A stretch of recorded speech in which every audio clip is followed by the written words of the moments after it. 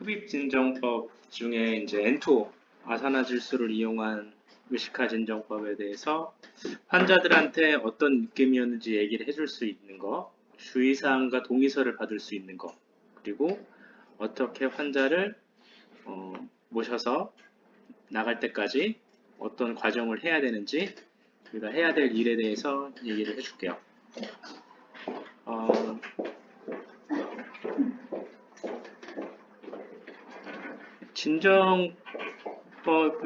진정법이라는 거는 그 환자가 무섭고 두려워하는 거를 조금 낮춰주기 위해서 이제 병원에서 시행하는 방법인데, 방법이 여러 가지가 있을 거예요. 먹는 방법, 경구 진정법이 있고, 애기들 같은 경우에 포크랄 같은 거 먹고서 하고, 율시락스 이런 거, 안티히스타민 먹고 하는 방법이 있고, 우리가 기존에 하고 있던 거는 이제 정주 진정법, 혈관을 잡아서 정맥 라인에다가 미다졸람이나 프로포폴, 펜타닐 같은 약재를 넣어서 재우는 방법. 또 하나가 이제 흡입 진정법이에요. 이제 전신마취 할 때 전신마취 약 중에서도 우리 세보플로란이라는 그 약재를 코나 입을 통해서 폐로 집어넣어서 전신마취를 유도할 때 쓰는 약도 있고, 우리가 오늘 할 내용은 아산화질소라고 해서 흔히들 말하는 웃음가스, 그걸 이용해서 진정시키는 방법이죠. 근데 이거를 잘 어른들한테 안 하려고 하는 이유가 뭐냐면, 그 진정의 심도가 되게 낮아요. 진정의 심도가 보통 4가지로 나누게 되어 있는데, 가장 약한, 아주 약한 진정이 있을 거고, 최소한의 진정이라고 표현하거든요. 그 다음에 두 번째가 중등도 진정, 우리 미다졸람을 쓰는 정주 진정법의 중등도 진정에 해당될 거고, 세 번째가 이제 깊은 진정. 요거는 이제 환자가 숨을 진짜 안 쉬었다가 쉬었다 하는 그런 상태죠. 마지막에 이제 전신 마취인데, 3, 4단계는 우리가 원하는 단계는 아니고 1, 2단계인데, 이 아산화질소는 중등도 진정까지 가지를 못해. 의식이 다 있고 호흡도 전혀 변화가 거의 없고, 내가 하는 말이라든지 어떤 행동을 요구했을 때 그대로 다 따라서 하는 정도, 최소한의 진정법이거든요. 그러다 보니까 우리가 이걸 도입하려고 하는 이유는, 앞으로 사랑니 발치 환자에 대해서 중등도 진정, 정주 진정법으로 이제 할 수 있으면 좋겠지만, 그게 환자한테 금전적인 부담이 될 수 있고, 또 금식을 해야 되고 보호자도 데려와야 되고, 또 흡입 진정에 비해서 시간이 또 회복 시간까지 한다면 많은 시간이 걸리기 때문에, 사랑니 발치 환자한테 굳이 중등도 진정까지, 너무 무서워하는 사람 어쩔 수 없이 그걸 해야 되겠지만, 조금 두려워한다든지 또는 환자가 좀 편하게 받고 싶어 한다든지, 이런 경우에 한해서, 그리고 웬만하면 사랑니 발치를 웬만하면 아산화질소를 이용해서 했으면 좋겠어요. 왜냐면 받아본 사람은 느낌 알겠지만 이거 약간 효과가 있거든요. 좀 두려움도 없어지게 되고, 일단 몸이 나른해지기 때문에 막 덜덜 떨고, 근육에 힘을 많이 줘서 이제 몸살 감기 걸리고 이제 그런 것들에 대한 효과가 분명히 있어서, 이런 거를 좀 많이 했으면 좋겠다. 이게 내가 원하는 거고, 그래서 왜 하는지, 그리고 어느 정도 신도인지. 근데 장점도 있어요. 이게 이따가 나오겠지만, 제일 장점은 금식을 할 필요가 없고 보호자를 동반해 갈 필요가 없어. 가스가 들어왔을 때만 좀 진정이 됐다가 다시 산소를 주어서 회복시키면 바로 정상이 돼서 올라갈 수 있기 때문에, 그리고 숨을 안 쉬는 경우도 거의 없고 제일 안전한 그 진정법이라고 보면 돼요. 자, 그래서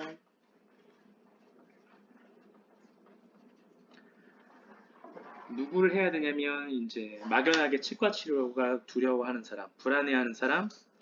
정주 진정법은 우리 주사를 맞아야 된단 말이지. 주사 맞는 것 자체도 통증과 공포를 갖고 있는 사람들이 있으니까 이런 사람들이 적응증이 될 거고, 금기증도 있어요. 하지 말아야 될 사람들은 일단 코로 숨을 못 쉬는 사람들이 대표적인 거죠. 구호흡하는 환자, 비강이 좁은 환자, 그 다음에 폐질 환자, 또 코에다가 이걸 막아야 되기 때문에 이거 막는 거에 대한 공포감이 있는 사람, 그리고 대화를 했는데 대화가 통하지 않는 진상들은 일단 금기증이 되겠죠.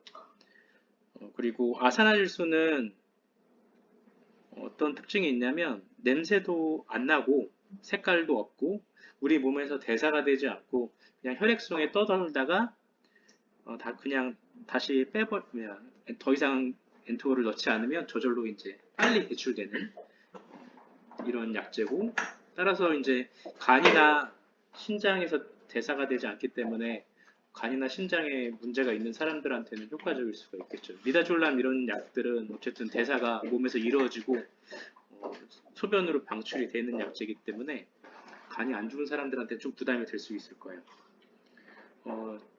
특이점은 이게 우리 몸에 들어갔었을 때 약간 유포리아, 행복감. 어떤 느낌이냐면 나는 그런 느낌을 느꼈어. 이거를 한 50%까지 아산화질소의 농도를 높여서 받았더니 우리 내시경을 받을 때 프로포폴을 주사에 넣고 열쇠 보세요 하면 1, 2, 3 하다고 그냥 쓰러져 버리잖아. 그 직전에 약간의 느낌이 좀 있더라고. 그래서 약간 중독성도 있고 약간 그 행복감이 좀 있거든. 그런 게 좀 있었고 기억력, 집중력, 사고력을 좀 저하시켜. 몽롱해지거든. 그래서 긴장을 완화하는 데 효과적인 약제다.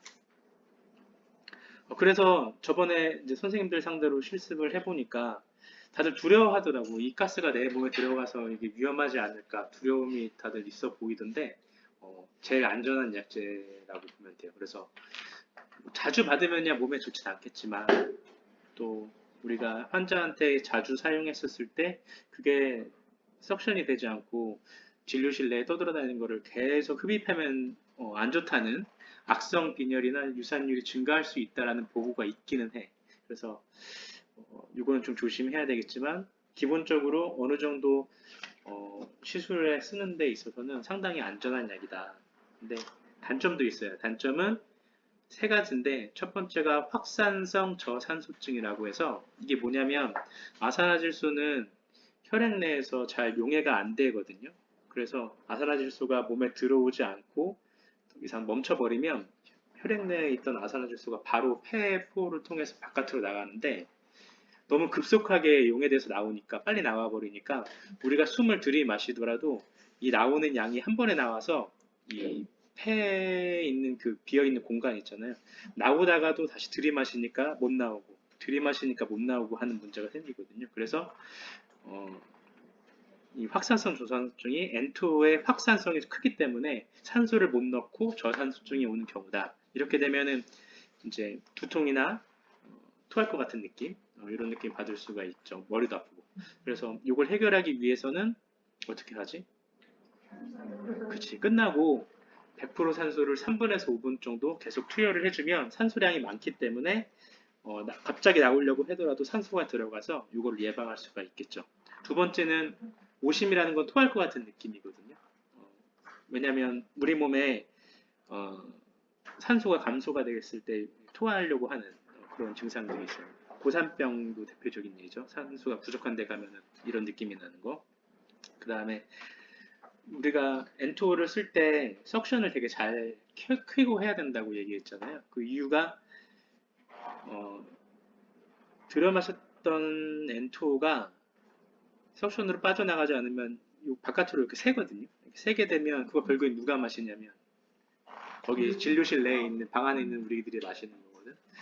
장기간의 보고에 의하면 악성 빈혈이 생기는 경우가 있었다라고 보고가 있고 이것 때문에 유산율이 증가했다라는 그 정확한 데이터는 사실 없는데 가능성이 있다라는 얘기도 있어요. 보고가 있었거든요. 그래서 항상 석션을 켜서 잘 빠져나가게 해야 된다.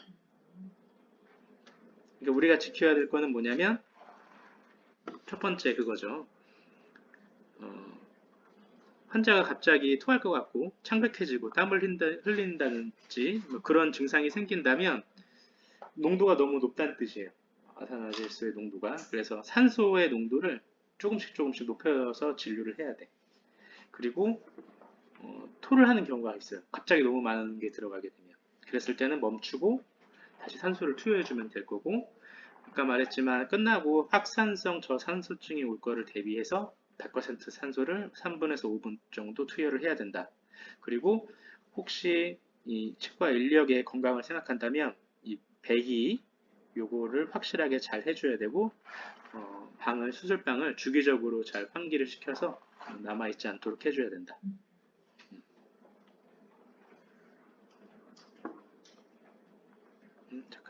뒤로 왔네.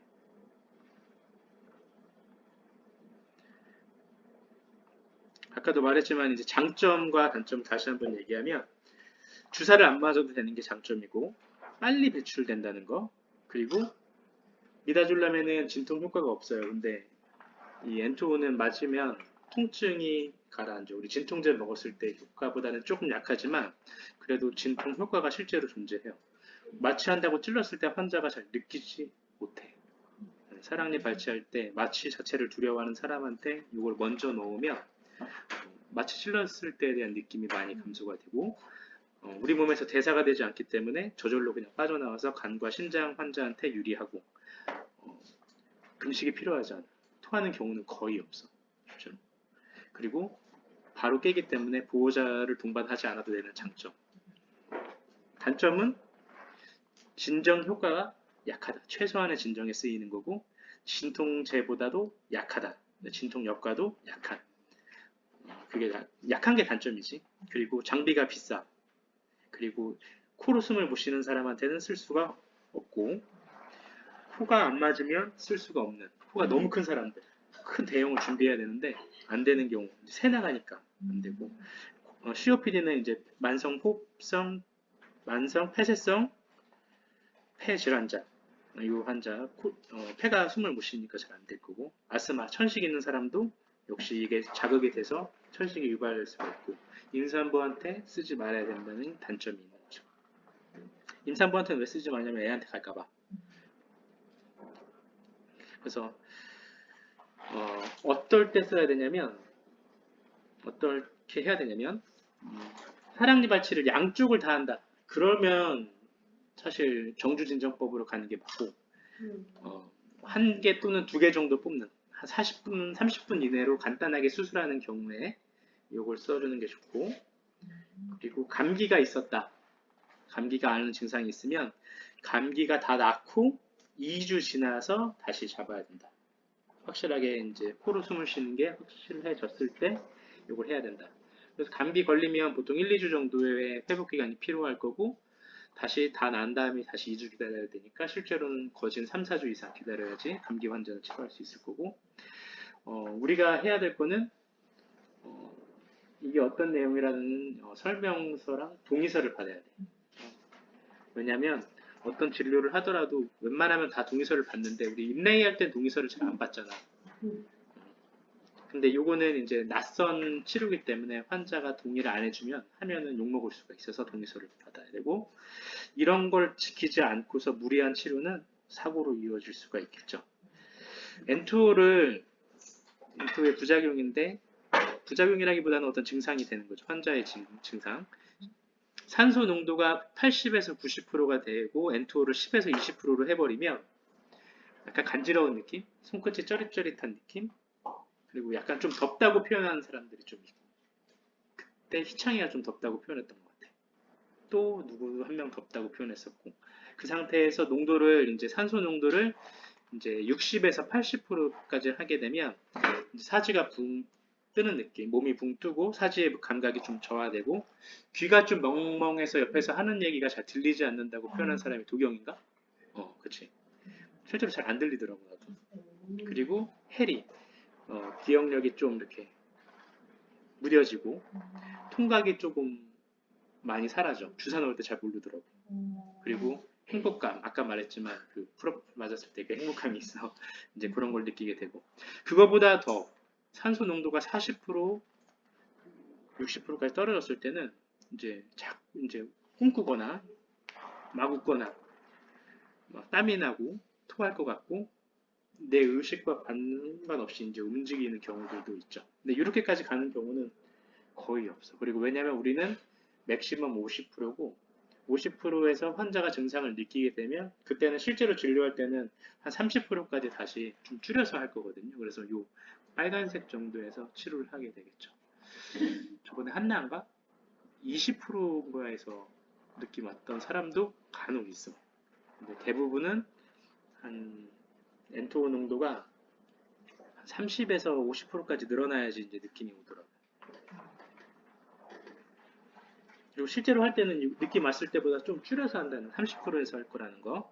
원장님들이 그걸 잘 기억 못하게 되면 너희가 알아서 그냥 좀 줄여줘야 돼.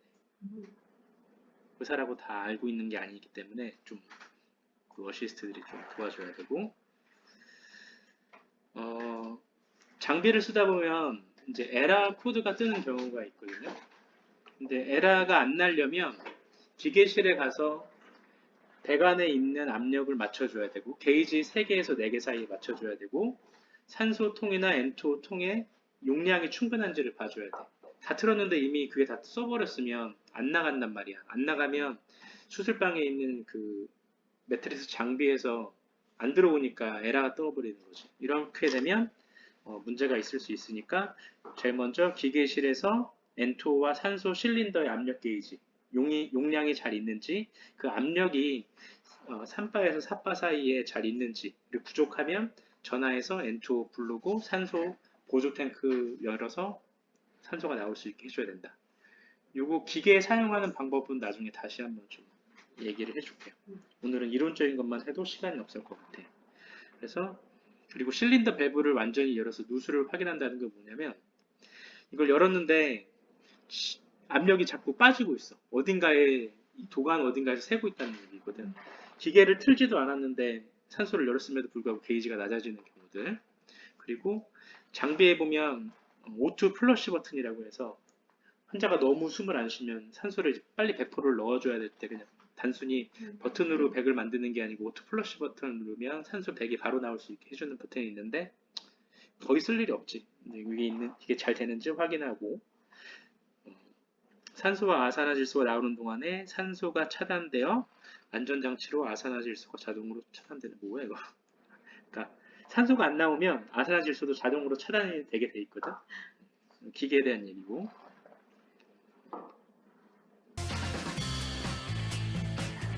소리가 안 나.